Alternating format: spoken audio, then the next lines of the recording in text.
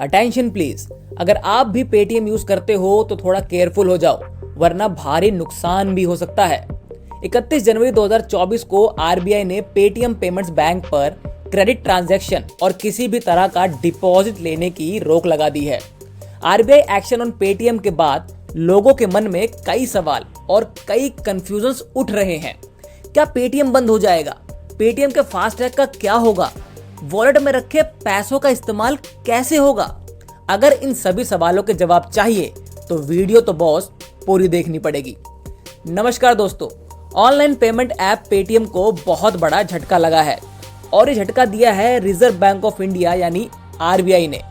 RBI ने Paytm payments bank पर credit transaction और किसी भी तरह के डिपॉजिट्स लेने पर रोक लगा दी है।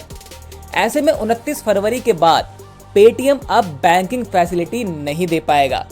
आरबीआई ने कहा कि रूल्स का पालन नहीं करने की वजह से पेटीएम पेमेंट्स बैंक पर एक्शन लिया गया है। लेकिन सवाल ये उठता है कि ऐसा एक्शन आखिर लिया क्यों गया?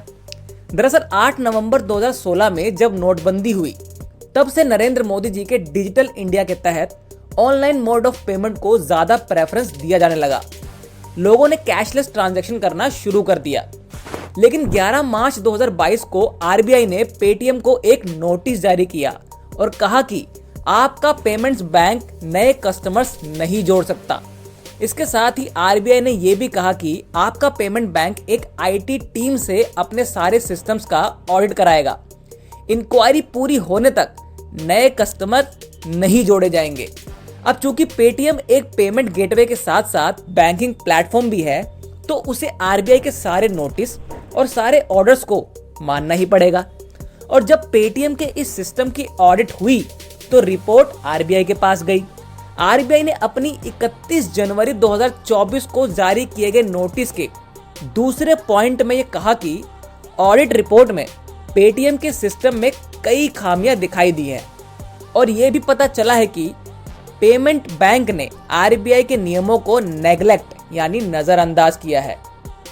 इसके बाद आरबीआई ने साल 1949 के बैंकिंग रेगुलेशन एक्ट सेक्शन 35 के अधिकार के तहत ये ऑर्डर दिया कि 29 फरवरी 2024 के बाद पेटीएम पेमेंट बैंक में किसी भी तरीके का पैसा डिपॉजिट नहीं हो सकेगा। साथ ही इस बैंक के जरिए wallet, prepaid services, bank accounts, FASTag और अदर सर्विसेज में भी पैसा नहीं डाला जा सकेगा। और अगर कैशबैक, इंटरेस्ट और कुछ पैसे वापस आने वाले हैं तो वह पैसे 29 फरवरी के बाद भी वापस आ जाएंगे और उन्हें कस्टमर्स निकाल भी सकेंगे। अब सवाल ये उठता है कि क्या हम पैसे भेज सकेंगे? तो जवाब है नहीं, और यूपीआई भी नहीं। लेकिन अगर अकाउंट में पैसा है तो उसे निकाला जा सकेगा। पेटीएम चलाने वाली कंपनीज 197 कम्युनिकेशंस लिमिटेड और पेटीएम पेमेंट सर्विसेज लिमिटेड के नोडल अकाउंट बंद कर दिए जाएंगे। साथ में सारे नोडल अकाउंट को सेटल करने का काम 15 मार्च तक पूरा कर लिया जाएगा। अब आप ये सोचेंगे कि नोडल अकाउंट क्या है? नोडल अकाउंट एक स्पेशल बैंक अकाउंट है जिसे सेलर्स और कस्टमर्स के बिहाफ पर फंड्स रखने वाले बिजनेसमैन यानी बिचौलियों द्वारा खोला जाना बहुत ही इंपॉर्टेंट है। यह इंश्योर करता है कि पैसा किसी भी कंडीशन और टाइम में लीगली इन बिचौलियों का नहीं हो सकता। इस पूरे मामले को लेकर पेटीएम की कंपनी की तरफ से प्रेस कॉन्फ्रेंस में कहा कि पेटीएम पेमेंट्स बैंक लिमिटेड यानी पीपीबीएल आरबीआई द्वारा दिए गए इंस्ट्रक्शंस को मानने के लिए तेजी से काम कर रहा है। वह चिंताओं को दूर करने के लिए रेगुलेटरी के साथ कोऑपरेट कर रहे हैं।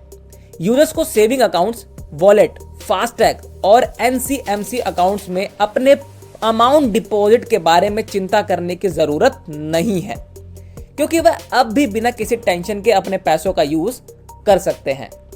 इन सभी को अगर हम कंक्लूड करें तो पेटीएम को लेकर सोशल मीडिया पर यह अफवाह फैलाई जा रही है कि पेटीएम अब काम नहीं करेगा। लेकिन हम यही क्लियर करना चाहते हैं कि ये सारे नियम पेटीएम पेमेंट्स बैंक को लेकर है।